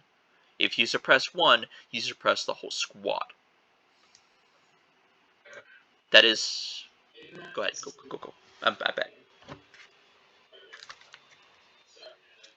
I was simply going to add this the bonus right now. Playing with squad mechanics like this, you can a single person could suppress a whole squad with an LMG. Compared to if in the actual game, if it was a one-on-one, you'd only be able to suppress whoever is in that cone of fire. So you basically, if you were to do a cone of fire between 2 of the guys in front of you, there's a chance you could technically suppress 2 of them at once.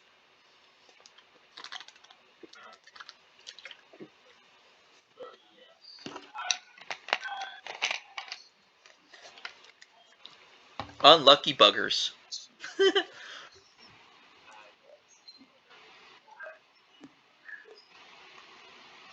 If you want,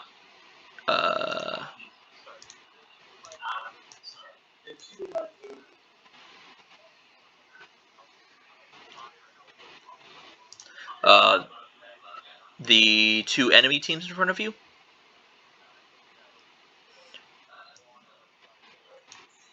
Okay, so the way it works is there are 6 dudes in there. So the squad will roll a single die to hit someone else. They will do a total of 66 damage to that squad, to the enemy squad. Each squad member only has an X amount of hit points. Basically speaking, even though it's totally not realistic, it just depends on how squishy you make the squad. a single squad can wipe out another single squad potentially, because 66 damage is the... I'm just going to do a rough 5d6 just to give you an idea. 19 damage. These guys are running with 10 damage. That's a whole squad gone in a single turn. So you very easily, a single squad can wipe out another squad, but vice versa.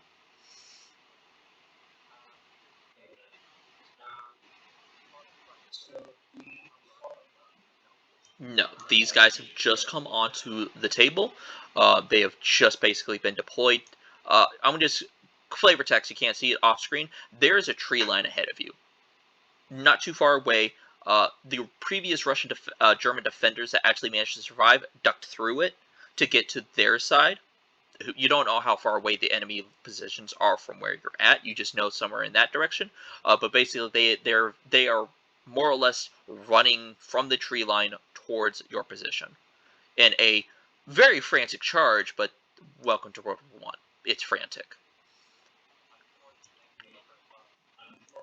They're unfortunately for them, yes. So you will lose all of your magazine. But whatever.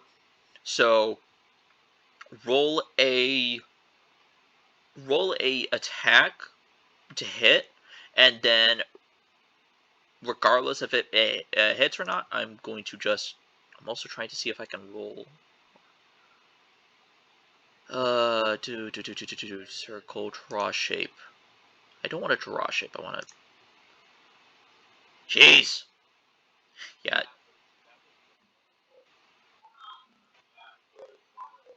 Suppression. Yeah. Yeah, you would be using your heavy weapons. Overwatch, completely different. But yes. So now the enemy has to make their resolve check. Oh boy. And because of how I made them, it's pretty average. And by average, it is considered average on a 2 to a 3. It just suppressed because the shots are... I may have in the future where they will do damage to whatever they hit, but most of the time suppression is designed to keep someone's head down, so it's less...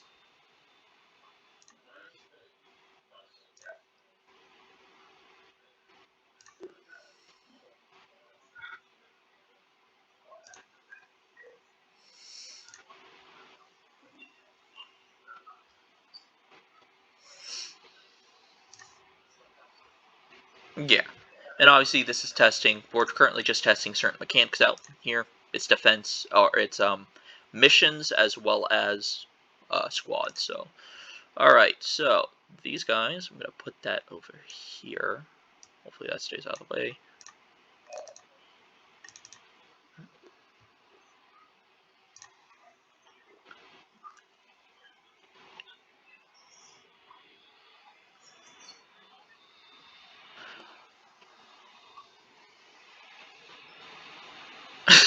Believe it or not, there is a movie out there about the Australian light horse, where a guy actually in the movie drives his horse into a trench and starts attacking people on horseback in the trench. It is... I'd have to send it to you, but it is something that you look at and you're like, huh, okay. It wasn't probably a good day for him, but okay. So we're just going to roll a d20 and then kind of add in my head. That is a max of 17. No. They are suppressed. I also need a preference. I need to have like a... be pinned for a turn, nobody move. Yeah, there's a chance if you roll low enough, they could have done it. But no, they do not have enough resolve to face a LMG wielding centaur. Cough, cough.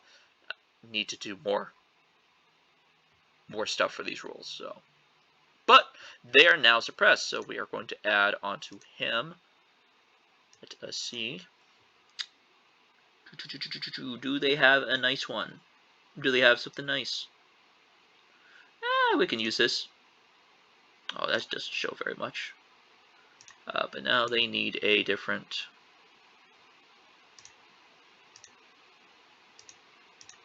That sucks. Anyway, hold on. I know how we can do it. We're just gonna do it cheesy way. Suppressed. So they are suppressed. You did use an action, your major action. I'm going to assume that your movement action is going to be nullified. So the last action you have is a minor action, and you can use that to reload quite naturally. I'm assuming you're going to reload your weapon to prepare for the next turn.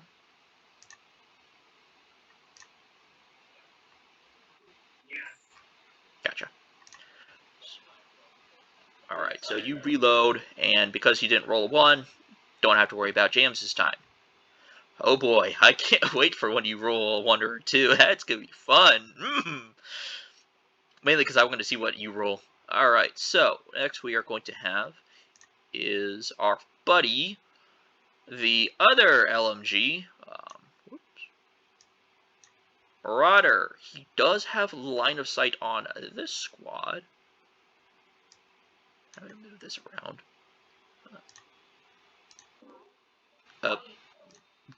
Why are you coming here? Scram! Alright, so they are more or less well within range.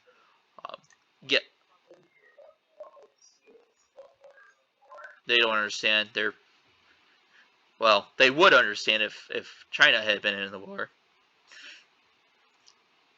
Technically, they stayed out. They had their own issues. Plus, they're not interested. Otherwise, yeah, everyone's just basically popping in to check on us. So, where did I put it? Put it in here.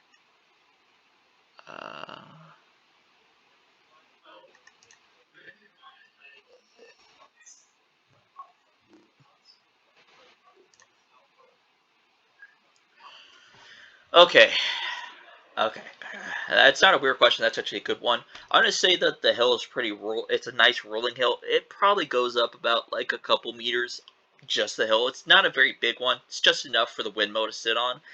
And then the machine gun is probably sat up an additional couple meters up, because I think the front entrance on this thing is actually in the front of it, not the rear. It's in one of the two sections, so it's either set up on a second story kind of thing you all made, that you all made for it, or it's sitting at the entrance of it, at basically the entrance. You blocked off the entrance with it, so it's enough that you can kind of see into some of the craters in front of you, but not enough to like straight up like shoot down into it. Okay.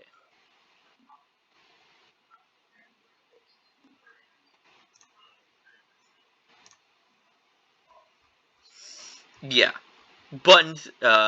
So like if I look at the thing in a moment. Okay, so his is 1d20 plus 6. Okay. So. Oh wait, I know what I can do. We have this system. Haha. So, our buddy here is going to take his shot at this squad up here. Marauder is. He's got a decent line of sight, but he's going to have to shoot through some of the trees and whatnot in order to get to it. So,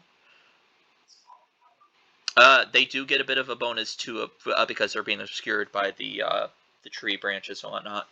So there is a penalty.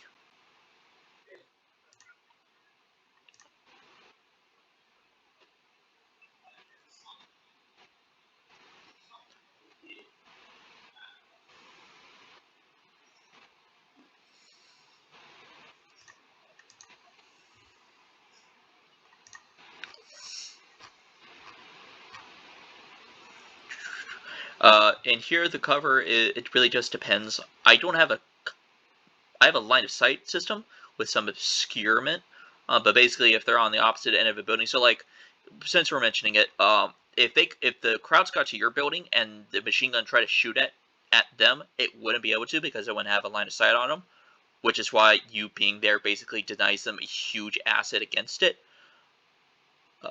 Quick looking at something.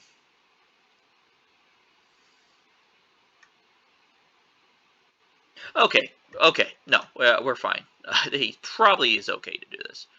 So you hear, and he didn't get a 1. That is perfect. So that's a 10, 9, 15, and a 7. And okay, and he has 1d6 plus 2. So out of those, we'll say it's minus, because I'm already taking into account the -4, because it's a -4 to hit any unit in with obscurement in the form of the, if I can find it, bushes and tree branches offer a -4 penalty to hit, and smoke cover involves a -8, but smoke cover, so it's a little thicker. So let's see. We'll say 2 of them hit, so he's going to roll his damage. Okay, and in total,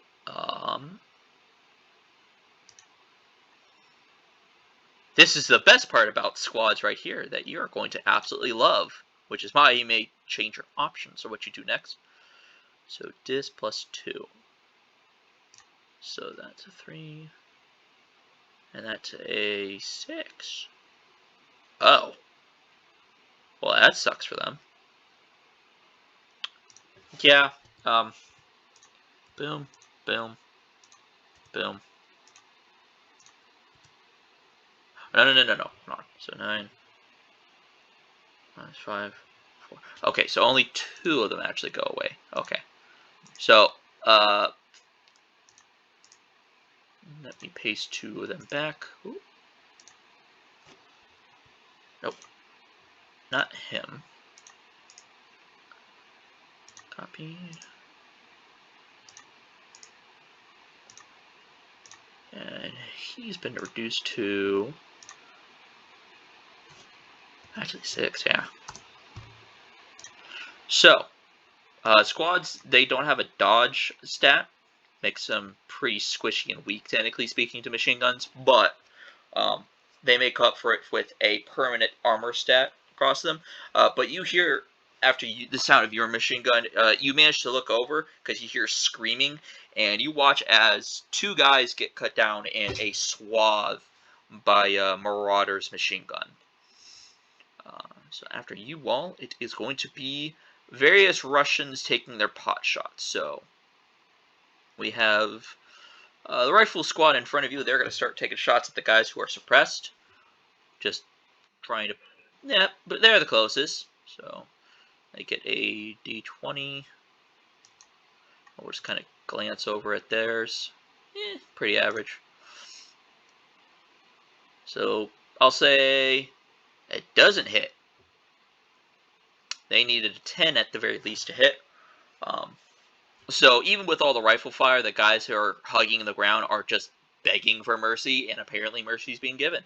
So they are just going to completely miss. We're going to go down to Bravo, and they are going to shoot at the same guys that our friend just shot at.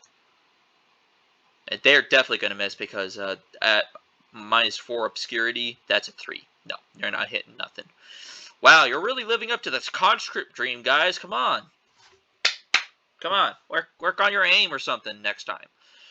Purple squad is going to aim for the center squad.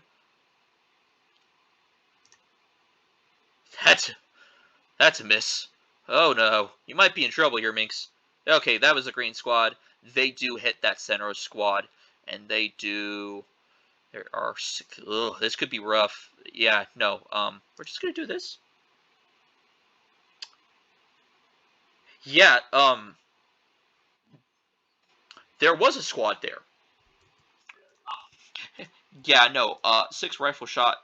A full set of fire just absolutely just lays into them, and before they even have a chance to get away across or anything, they're just gone. They were there. They're not anymore. It is quite a shame.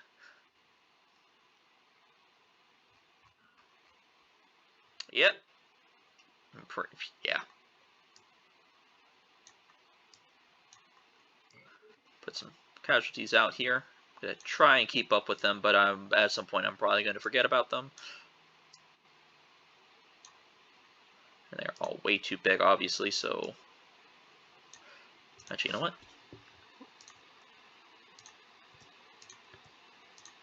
Alright.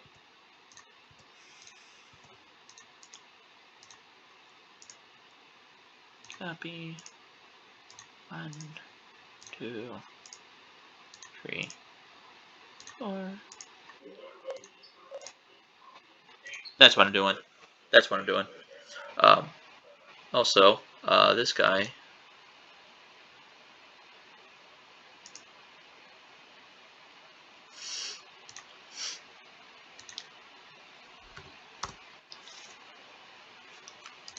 Actually, it was like 6. Alright, so...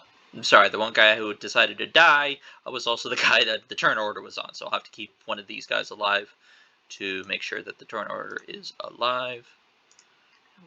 Copy him. Alright, so... last up are going to be these guys, and... no, not the last guys. We still have 2 more. The machine gun has technically a line of sight on the guys over at the tree, so he's going to take his 4 shots. Actually, no, I think it's 5. Let me check. Because there is a difference between actual machine gun nest and a LMG.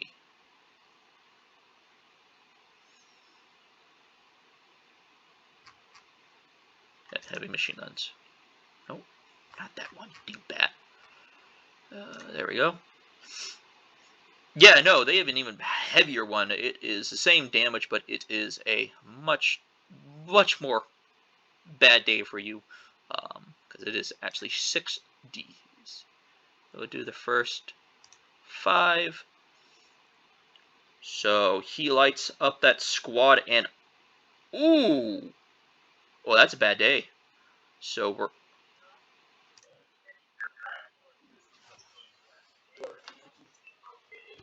No, that's not the damage. That's just a hit. But here's the thing. He rolled a 1 on his 4th shot. So we need to actually go to the book. And we need to see what he rolls. Because this could turn really bad for you all in about 5 seconds. If it's 1. Because every gun in here can misfire except for flamethrowers. They just run out of fuel. On a 1, they just completely run out of fuel. Otherwise, they're fine. So, alright. So, better start praying, Minkst. This is important. What is it? Ooh. That is... Oh, okay. So, it is a jammed bullet. So, basically, what a jammed bullet does is... Because it is the 4th shot, it negates the last 2 shots completely. Because it just jams the gun. So... automatically, you could probably see there why it could turn really bad, potentially. A jammed bullet is not bad, but it's not the best.